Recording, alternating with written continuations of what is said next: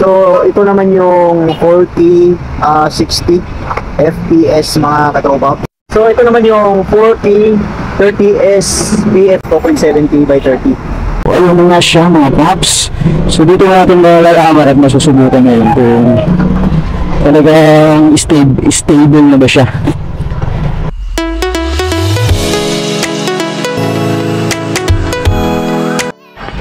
Yo, what's up mga katropaps, ano?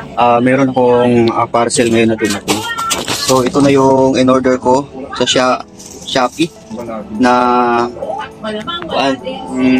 action camera. Yung Yusec S60. So ito i-unbox natin mga katropaps. Okay. So ito na siya mga katropaps, you know. Pupunitin na natin. So isa dito sa katibayan na okay talaga yung napadala nila. Nga dahil dito sa pag-unbox na ganito. Tapos ako. Siguro tinapon-tapon to kasi na-UP oh. Napansin nyo mga katropaps, UP.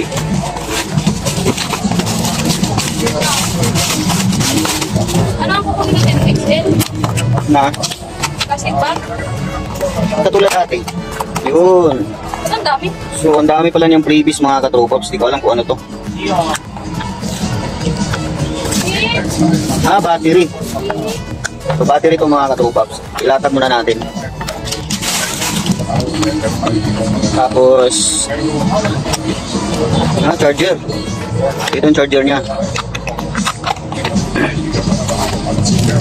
Para saan to? Hindi ko alam kung para saan to eh. Ito yung external mic niya mga katropaps. Oh. Wow, very nice. Tapos yung sa cellphone, ay sa tawag nito, sa helmet niya mga katropaps. Tapos andito na yung pinaka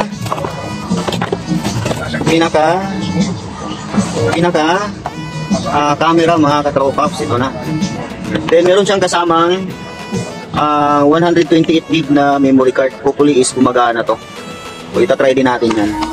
So almost complete naman yung mga kuha niya. Nakasilyo pa talaga yung pinaka cover ng camera, yung pinaka karton. So tayo pa yung una talagang nagbukas. So susubukan natin kung okay at gumagana. Ay, I'm so sorry. So ito na yung pinaka-camera niya mga katropaps. So meron na siyang kasamang waterproof case. Yung pinaka-jelly case niya. Yun. So may isa na siyang battery. Tapos meron pa siyang kasamang dalawang battery. Wow, very nice. So open natin. So nagaganahan kasi nito mga katropaps. Iskuan siya. Meron siyang screen dito sa harap, meron din siyang screen dito sa likod. Ito ba yung on niya? Ayaw ah. Ayun. So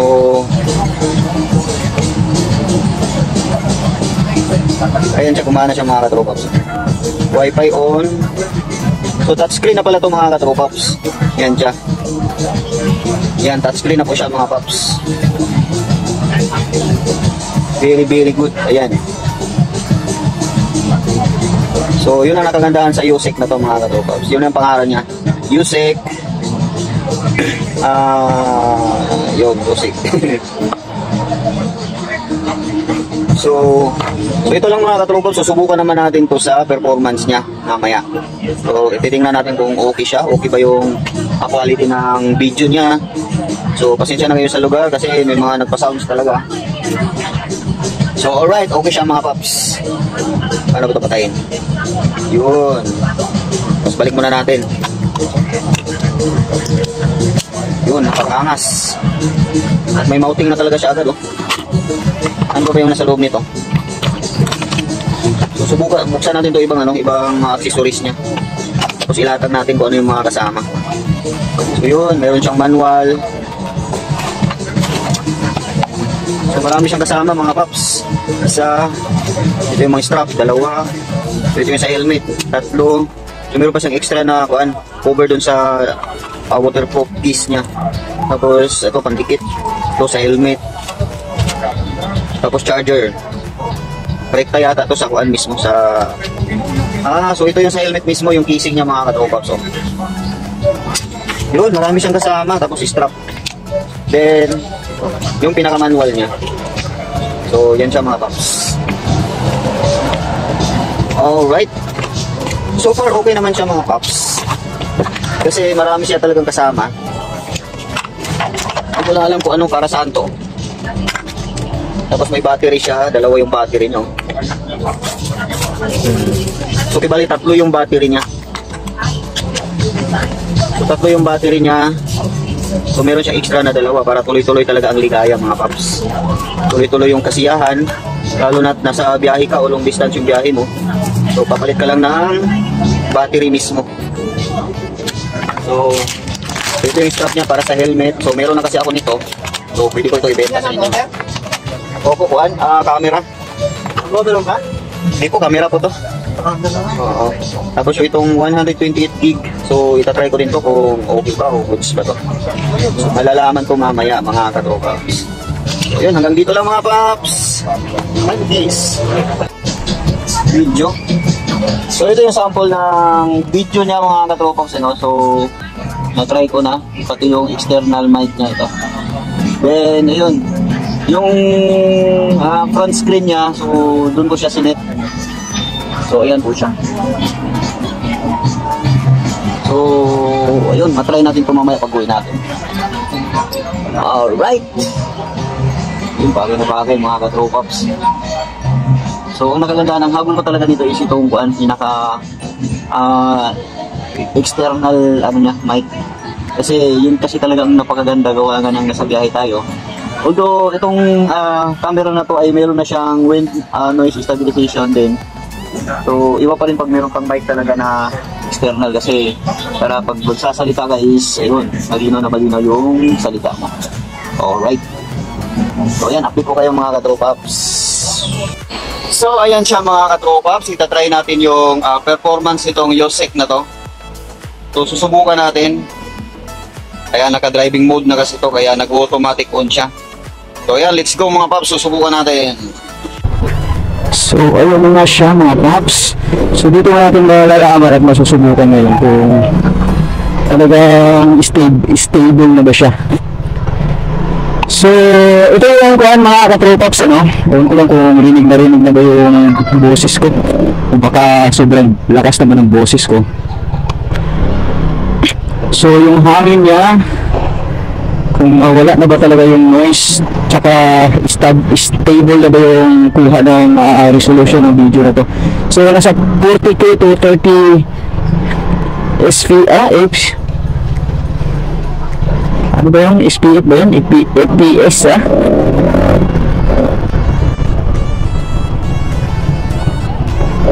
So, yun pa yung resolution na gamit ko. May tatanggal pa yung belt bag ko. Ay, nako. Ito yung problema eh. Ang tatanggal ng kusa yung belt bag ko eh.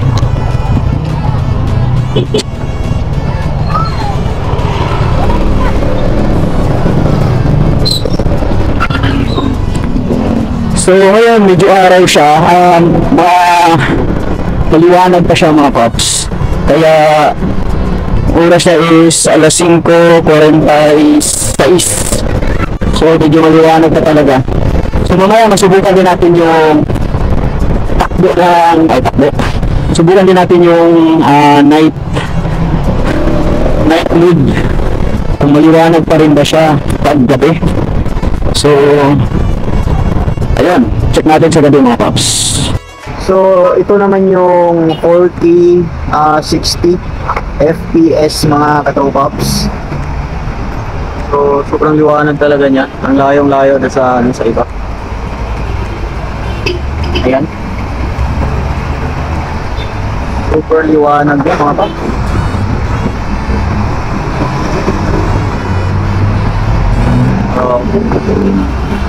So, ito naman yung 40, 30 SPF FPS mga katropaps, FPS. So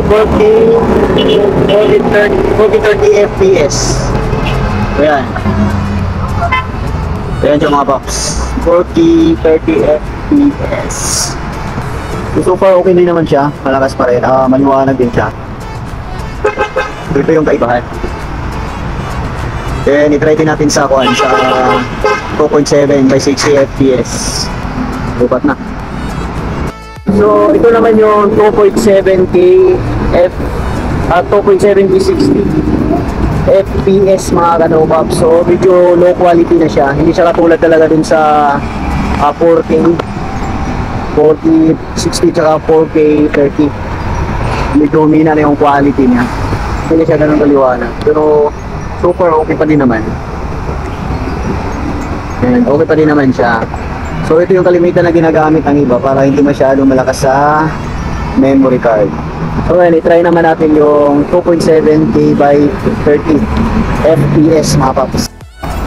So ito na siya mga katropaps, 2.7K by 30 FPS. So halos pareho lang sila dun sa 2.7 by 60 FPS mga paps. Ayan siya. Okay, try din naman natin yung 108 60 FPS. So ito na mga katropaps ang 1080 P60. So ayan siya. Okay pa din naman siya. Hindi naman siya ganun ka blurred talaga. Hindi siya ganun ka labo. Super okay pa rin naman. So i-try natin. So ayan, halos wala silang pinag-drive pa. So ito is sinubukan lang natin talaga yung mga resolution na kung alin talaga dito ang pinaka maganda at pwede na laging gamitin natin. So para sa akin is nasa 2.7 by 60 FPS ang medyo okay at hindi masyadong malakas yun sa battery at lalong na sa niya mismo sa memory card. So i-try pa natin naman. So ito na mga paps, madilim na talaga siya. Dito madilim na yung 720p by 120. Yan. Talagang madilim na siya mga paps. Pero so far parang normal lang siya na light, normal lang talaga siya na ilaw. Normal lang talaga siya. Kung ano yung nakikita mo sa mata mo, yun lang talaga yung nakikita mo dito sa mismong camera. So try pa na. So ito na yung pinaka mababa na resolution mga katropaps.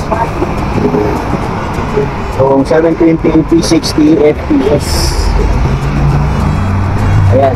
So kayo na ba umusga kung alin dito ang pwede nyo gamitin. Pero para sa akin, halos okay naman sila lahat. Since na meron siyang mga ganito is parang optional na lang ito kung gagamitin mo pa o gamitin mo. Kayo. Okay. So proceed naman tayo sa iba. Pauwi na kami mga katropas.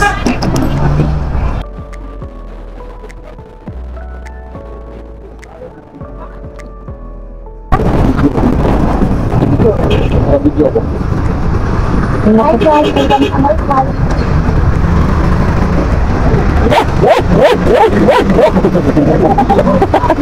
Yawag. Sasay! Gamay ko. Sasay, gamay ini. Ano nga ang gitli?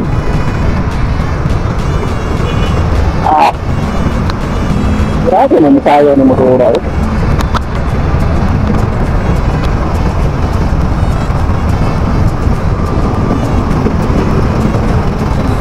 Bawal tumawid. Makakamatay. Gamitin ang foot brake. Nanagami.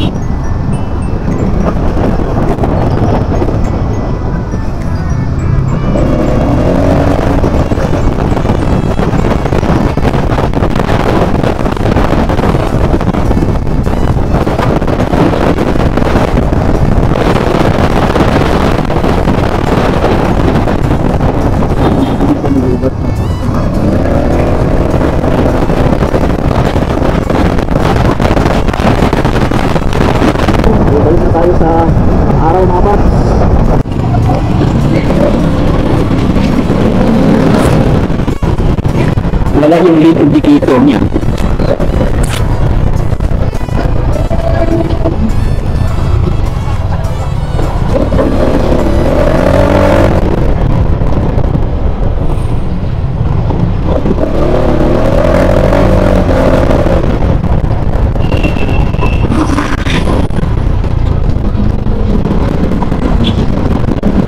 Naku, nagwala na.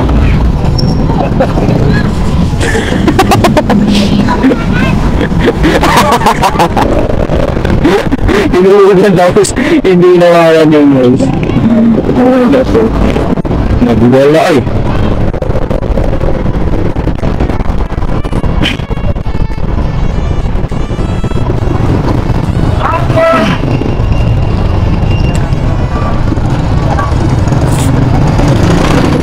Marami talagang tao dito sa Montalban.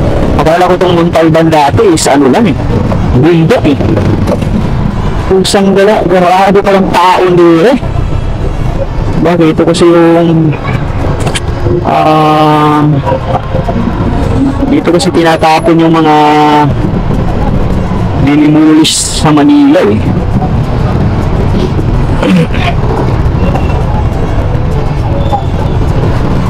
Lahat naman ng bundok talaga dito sa bandang probinsya is kuwan talaga siya. Dito pinapadala yung mga nag-demolish. Gutom ako kain ako mamaya. I truly believe I didn't know. Dale. Sino siya? Oh, Leo, ha? Leon. So, Leon. Leon, ha?